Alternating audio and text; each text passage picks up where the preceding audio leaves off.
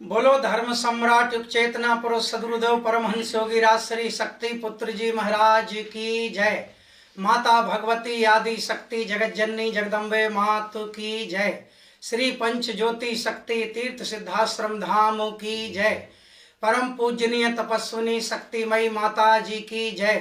पूज्य दंडी सन्यासी स्वामी राम प्रसाद आश्रम जी महाराज की जय। बोलो सच्चे दरबार की जय।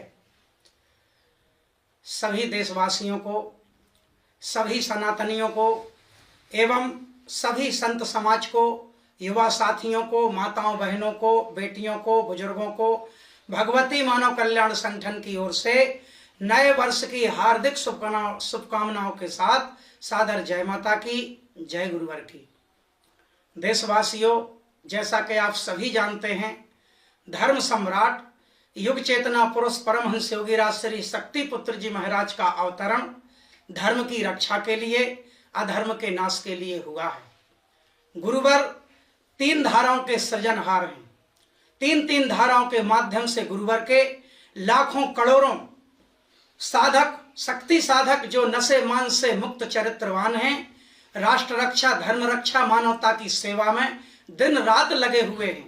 अपने स्वयं के उपार्जित धन से जो अपना जीविकोपार्जन करते हैं एवं उसमें से भी कमाई का 10वां हिस्सा परोपकार के कार्यों में लगाते हैं। ऐसे चेतनावान गुरुवर, ऐसे धर्म का पथ दिखलाने वाले गुरुवर के चरणों में हम कोटि कोटि नमन करते हैं।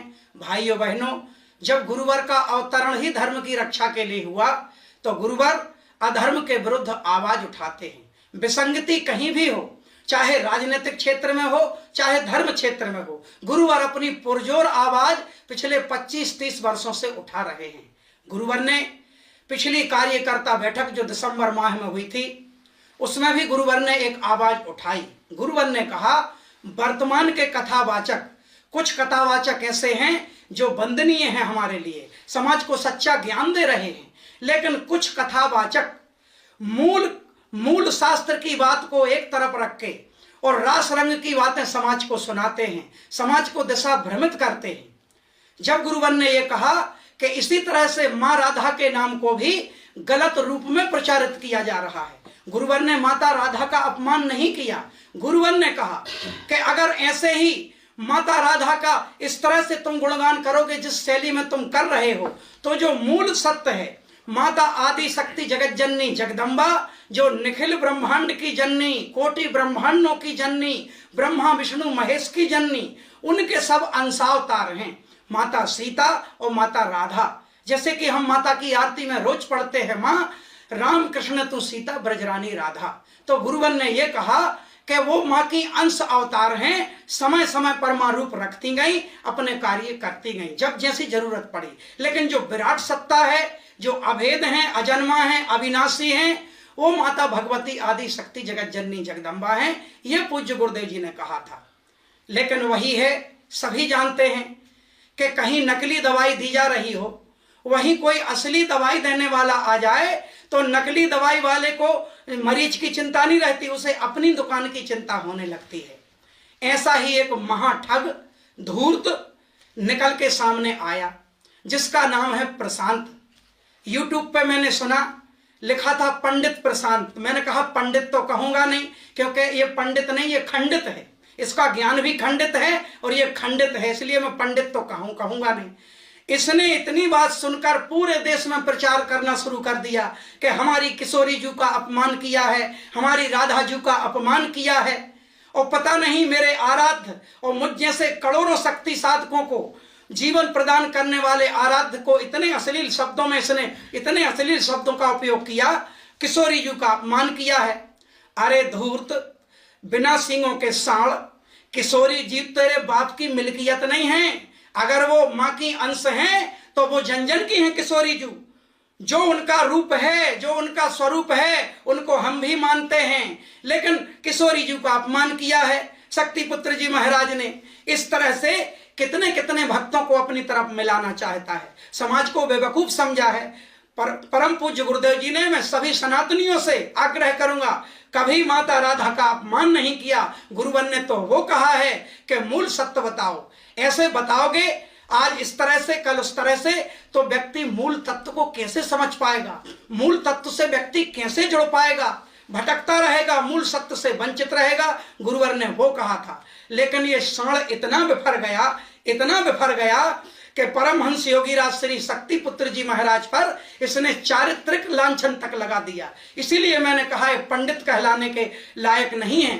व्यासपीठ को लजाने वाले काले कौवे, अज्ञानता की गटर के गंदे कीचड़, काले कौवे सफेद वस्त्र पहनकर, बगलों जैसे सफेद वस्त्र पहनकर अपनी काले को ढकने वाले काले कौवे, तूने परमहंस योगीराज श्री शक्तिपुत्र जी महाराज पर चारित्रिक लांछन लगाया, जिनका जीवन एक ऋषि का जीवन है, जो आदि ऋषियों की परंपरा को इस कलिकाल में निभाने के लिए अवतरित हुए हैं। 18 से 20 घंटे रोज नित्य साधना करते हैं गुरुवर माँ के चरणों में पूरे विश्व कल्याण के लिए, और सारे कार्य चेतना तरंगों से करते हैं। इस भारत में ही नहीं, विदेशों में भी जिनके शिष्य जन सुधार के वो कार्य कर रहे हैं कि तुम्हारी औकात नहीं वो समझने की भी, क्योंकि तुम्हारा तो वास्ता ना कभी योग से पढ़ा, ना ध्यान से पढ़ा, ना भक्ति से पढ़ा। तुम सिर्फ समाज को यही रास रंग की कथाएं सुनवा सकते हो। ऐसे होते हैं कथावाचक। व्यासपीठ पर बैठकर ऐसा बोला जाता है, ऐसे किया जाता है। आज तुम्ही जैसे कुछ नकली कथावाचकों की वजह से पूरा समाज भटक रहा है। कृष्ण के प्रति एक अलग भाव समाज के बन रहे हैं और माता राधा के प्रति अलग भाव बन रहे हैं।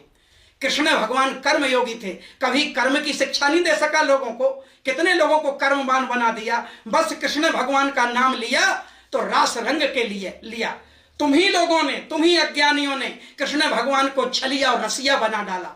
तुम क्या कहता है बार बार कि शास्त्रार्थ की चुनौती दी है, 24 घंटे में स्वीकार कर लोगे तो ठीक है, नहीं तो मैं हार मान लूंगा।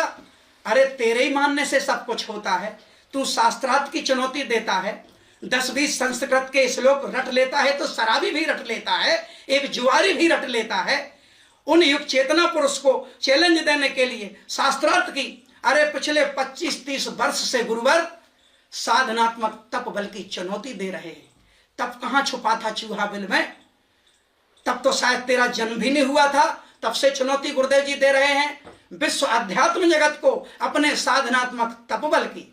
तू शास्त्रार्थ की चुनौती देके, वो भी अपने घर में बैठकर, और क्या कह रहा है कि 24 घंटे तक नहीं स्वीकार करोगे तो मैं हार मान लूंगा, मैं पोल खोल दूंगा। जिस कीर्ति क्रांति पत्रिका का तू बड़े विस्तार से विवरण दे रहा है, इतना गौरवान्वित हो रहा है जैसे कोई खजाना मिल गया हो। अरे पोंगा पंडित, वह कीर्ति क्रांति में बता दूं समस्त देशवासियों को, परमहंस योगीराज श्री शक्तिपुत्र जी महाराज के अग्रज विधाता स्वर्गीय राम खिलावन शुक्ल जी, हमारे पूज्य बाबूजी, उनकी हत्या जिन लोगों ने की थी, वह 5 लोग आज आजीवन कारावास की सजा भोग रहे हैं। उन्हीं 5 लोगों ने उमेश दीक्षित से मिलकर एक फर्जी पत्रिका का प्रकाशन किया था। तू भी उन अपराधी हत्यारों के षड्यंत्र में आ गया, उनकी साजिश में फंसता जा रहा है और कीर्ति क्रांति का बखान कर रहा है।